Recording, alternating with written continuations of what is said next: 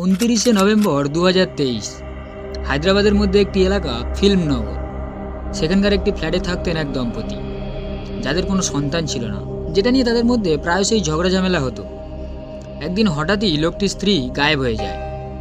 মহিলার বাড়ির লোক যখন তাকে যোগাযোগের অনেক চেষ্টা করার পরও তাকে পায়নি, তারা পুলিশের সাহায্য নেয়। মহিলার বাড়ির লোক পুলিশের কাছে এইটা রিপোর্ট লেখায় যে হয়তো তার স্বামী ওই মহিলার নিখোঁজের পিছনে দায়ী, কারণ তাদের মধ্যে অনেক সময় ঝামেলা হতো এই সন্তান না হওয়া নিয়ে। তার স্বামী তাকে কথা শোনাতো, টর্চার করত। পুলিশ যখন কেসটি তদন্ত করে তারা জানতে পারে ওই মহিলার হাজব্যান্ড সেও নিখোঁজ। হয়তো মহিলাকে গায়েব করে তার স্বামী পালিয়ে গেছে।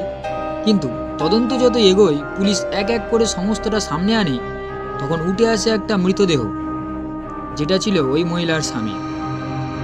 পুলিশ খুঁজতে শুরু করেছিল মহিলাকে, কিন্তু পাওয়া গেল ওই মহিলার স্বামীর মরদেহ। তাহলে মহিলা কি জীবিত আছে, আর সেই কি তার স্বামীকে হত্যা করেছে, নাকি সেই মহিলাকেও হত্যা করা হয়েছে? এই তদন্তের আসল সত্যিটা জানলে আপনিও হয়তো অবাক হয়ে যাবেন। তো চলুন শুরু থেকে শুরু করা যাক দেশ দুনিয়ার রহস্যময় অপরাধের গল্পগুলো।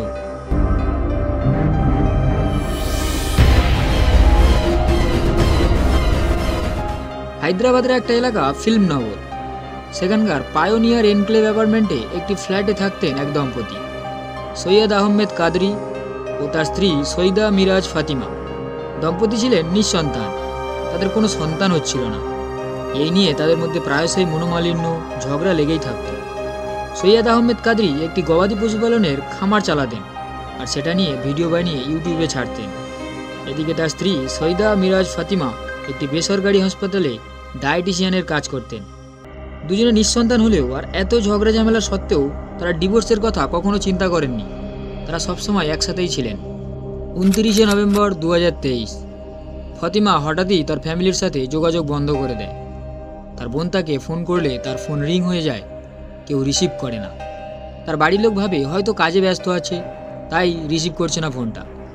এরপর বেলা গড়িয়ে সন্ধে হয়ে যায়। ফাতিমার বোন আবারও তাকে ফোন করে, তাও ফাতিমা ফোনটা রিসিভ করে না। বাধ্য হয়ে ফাতিমার বোন ফাতিমার স্বামী কাদরিকে ফোন করে, তার ফোনও সুইচ অফ জানায়।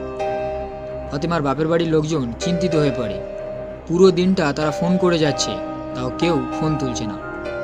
এরপর সকাল হতেই ফাতিমার বোন ফাতিমার ফ্ল্যাটে আসে, এটা ভেবে যে হয়তো তার বোনের সাথে কোনো দুর্ঘটনা ঘটেছে, কারণ সে জানতো ফাতিমা তার স্বামী কাদরির বৈবাহিক সম্পর্কে নিঃসন্তানের জন্যই প্রায়শই ঝগড়া ঝামেলা লেগে থাকতো।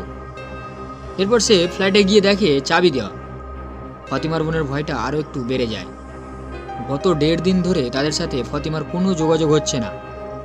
এরপর ফাতিমার পরিবার মনে ভয় নিয়ে ফিল্মনগর পুলিশ স্টেশনে গিয়ে ফাতিমার নিখোঁজের রিপোর্ট লেখায়, আর সঙ্গে এটাও বলে যে ফাতিমার স্বামীর সাথে ফাতিমার নিঃসন্তান নিয়ে প্রায়শই ঝগড়া ঝামেলা হতো। তাদের মনে হয় ফাতিমার নিখোঁজের পিছনে কাদরিই দায়ী। পুলিশও কেস রেজিস্টার করে তদন্ত শুরু করে। তারাও প্রথমে ভাবে হয়তো কাদরি ফাতিমাকে গায়েব করেছে, তারপর ফোনটা সুইচ অফ করে পালিয়ে গেছে। এরপর পুলিশ ফাতিমা যে হসপিটালে কাজ করত সেখানে যায়। সেখানেও ফাতিমার নিখোঁজের কোনো ক্লু পাওয়া যায় না। ফ্ল্যাটের প্রতিবেশীদের জিজ্ঞাসাবাদ করা হয়, তাও কাদরি বা ফাতিমার কারোর নিখোঁজের কোনো ক্লু পাওয়া যায় না। তদন্ত তখনই এগোতো যখন ফাতিমা বা কাদরি কারোর একজনের খোঁজ পাওয়া যেত। কয়েকদিন পার হয়ে যায়, পুলিশ কাউকেই ট্রেস করতে পারে না। বাধ্য হয়ে কাদরি ও ফাতিমার ফোন নম্বরের কল ডিটেলস রিপোর্ট সিডিআর বের করে। এমনকি যে ফ্ল্যাটে ওই দম্পতি থাকতো আশেপাশের সমস্ত সিসিটিভি ফুটেজ চেক করতে শুরু করে পুলিশ। সিডিআরে এমন অনেক নম্বর ছিল যেগুলোর সাথে কাদরি বা ফাতিমার যোগাযোগের কারণ পুলিশ পরিষ্কার বুঝতে পারছিল, কিন্তু এমন অনেক সন্দেহজনক নম্বর ছিল যাদের সাথে দম্পতির যোগাযোগের কী কারণ সেটা পুলিশ বুঝতে পারছিল না। সেই নম্বর কাদের, তাদের সাথে দম্পতির যোগাযোগের কারণ কি? একদিকে পুলিশ সিডিআর থেকে এই কেসটি সমাধান করার চেষ্টা করছিল, অন্যদিকে আরও একটি টিম সিসিটিভি ফুটেজ চেক করতে ব্যস্ত ছিল। এই সিসিটিভি ফুটেজ চেক করতে গিয়ে পুলিশের হাতে আসে একটা বড় ব্রেক থ্রু। একটা সিসিটিভি ফুটেজে পুলিশ দেখতে পায় 28শে নভেম্বরের রাতে 3 জন ব্যক্তি সন্দেহজনকভাবে কাদরি ও ফাতিমার ফ্ল্যাটের সামনে ঘোরাঘুরি করছে। এরপর পুলিশ সিসিটিভি থেকে ওই 3 জনের ছবি বার করে আশেপাশের প্রতিবেশীদের জিজ্ঞাসাবাদ করে, এই লোকগুলি আগে এখানে এসেছিল কিনা, তারা এই কলোনিতে আসা যাওয়া করে কিনা। প্রতিবেশীরা জানায় তারা কখনোই এই 3 জনকে দেখেনি। একদিক থেকে পুলিশের হাত আবারও খালি, কিন্তু পুলিশের হাত খালি হলেও তারা এটা বুঝতে পেরেছিল কাদরি ও ফাতিমার নিখোঁজের পিছনে এই তিনজনের নিশ্চয়ই কোনো লিঙ্ক আছে। এরপর পুলিশ সিক্রেট এজেন্টদের কাজে লাগায় এবং আশেপাশের সমস্ত থানাতে এই তিনজনের ছবি পাঠিয়ে দেয় তাদের খোঁজার জন্য। বেশ কয়েকদিন পার হয়ে যায়। ফিল্মনগর পুলিশ স্টেশনের পার্শ্ববর্তী থানা থেকে খবর আসে তিনজন ব্যক্তির মধ্যে একজন হলো মোহাম্মদ সালমান। আসলে ওই থানার অফিসাররা এই ছবিগুলো নিয়ে যখন কিছু ছোটোখাটো চুরি ডাকাতি করা গ্যাংয়ের কাছে দেখায়, তারাই মোহাম্মদ সালমানকে চিনতে পারে, কারণ এর আগে মোহাম্মদ সালমান ছোটোখাটো চুরির অপরাধে থানায় এসেছিল। তার নামে ছোটোখাটো চুরি ডাকাতি ক্রিমিনাল রেকর্ডও রয়েছে।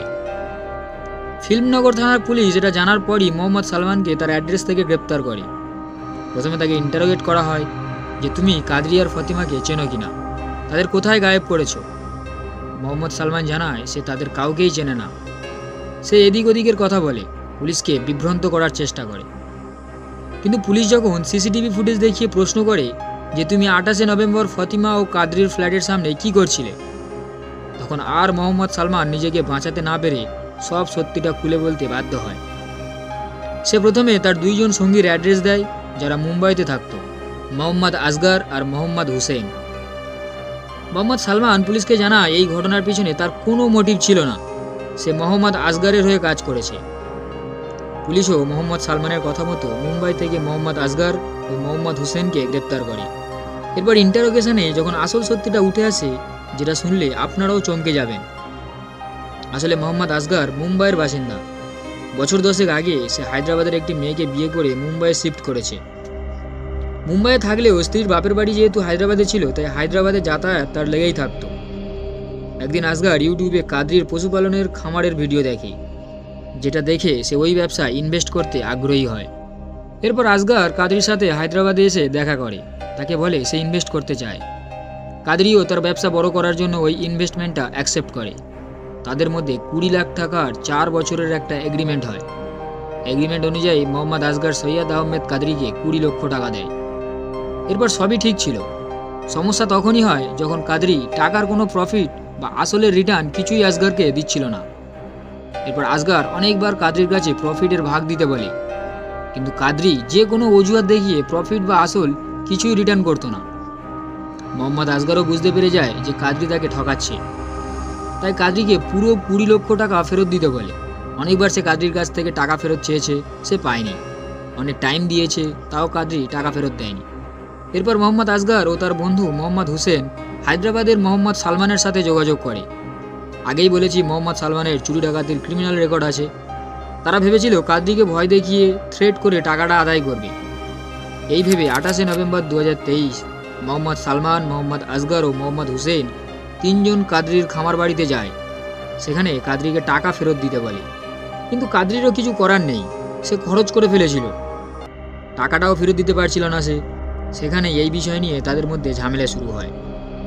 টাকা ফেরত পাবে না বুঝতে পেরে আসগর, সালমান ও হুসেন তিনজন মিলে কাদরিকে সেখানেই শ্বাসরোধ করে হত্যা করে। তার গলায় ছুরিও চালায়। নৃশংসভাবে তাকে হত্যা করে পাশের পুকুর পাড়ে কাদরিকে কবর দিয়ে দেয়। পুলিশ তো এটা বুঝতে পেরেছিল যে কাদরির নিখোঁজ হওয়ার কারণ তার মৃত্যু। পুলিশের একটা টিম সেই পুকুর পাড় থেকে কাদরির বডিটা উদ্ধার করে। এদিকে মেন কেস যেটা ছিল ফতিমার নিখোঁজ, পুলিশ যখন তিনজনকে ফতিমার নিখোঁজ হওয়া নিয়ে প্রশ্ন করে, তারা জানায় তারা ফতিমাকেও হত্যা করেছে। কাদরিকে হত্যা করার পর তার কাছ থেকে তার ফ্ল্যাটের চাবি নিয়ে তিনজন আসামি ফতিমার ফ্ল্যাটে যায়। তারা আগে থেকে চাবি খুলে ফ্ল্যাটে প্রবেশ করেছিল। তারা ভেবেছিল কাদরির স্ত্রী যদি ওই টাকা ফেরত দেয়। এরপর ফতিমা যখন ফ্ল্যাটে আসে কাজ থেকে ফিরে, সে তো অবাক। আগে থেকে ঘর খোলা, অলরেডি তিনজন ঘরে বসে রয়েছে। ফতিমা তাদের প্রশ্ন করে, তোমরা কারা আর চাবি পেলে কোথা থেকে, আর কাদরিই বা কোথায়? তখন আসগর ফতিমাকে সেই 20 লক্ষ টাকা ফেরত দিতে বলে। ফতিমা ওইসব বিষয়ে কিছুই জানতো না। সে জানতো না যে কাদরি আসগরের কাছ থেকে 20 লক্ষ টাকা নিয়েছে। সে জানায়, আমি এ বিষয়ে কিছুই জানি না, আর আমার কাছে এত টাকাও নেই এখন। তখন আসগর, সালমান ও হুসেন সেমভাবে ফতিমাকেও খুন করে। নৃশংসভাবে খুন করার পর তার বডিটাকে বেডের নিচে বক্সে লুকিয়ে রাখে। এরপর তিনজন ফ্ল্যাটে চাবি দিয়ে সেখান থেকে পালিয়ে যায়। বডিটা পচে দুর্গন্ধে সবাইকে জানানোর আগে পুলিশ ফ্ল্যাট থেকে বডিটা উদ্ধার করে। তিনজন নিজে মুখে এই ডবল হত্যার কথা স্বীকার করেছে। এরপর পুলিশ তিনজনকেই জেলে পাঠিয়েছে, তাদের বিচার চলছে। তো ফ্রেন্ডস, 20 লক্ষ টাকা কাদরি ও ফতিমাকে তাদের প্রাণ দিয়ে চোকাতে হলো। এখানে ফতিমার কি দোষ ছিল?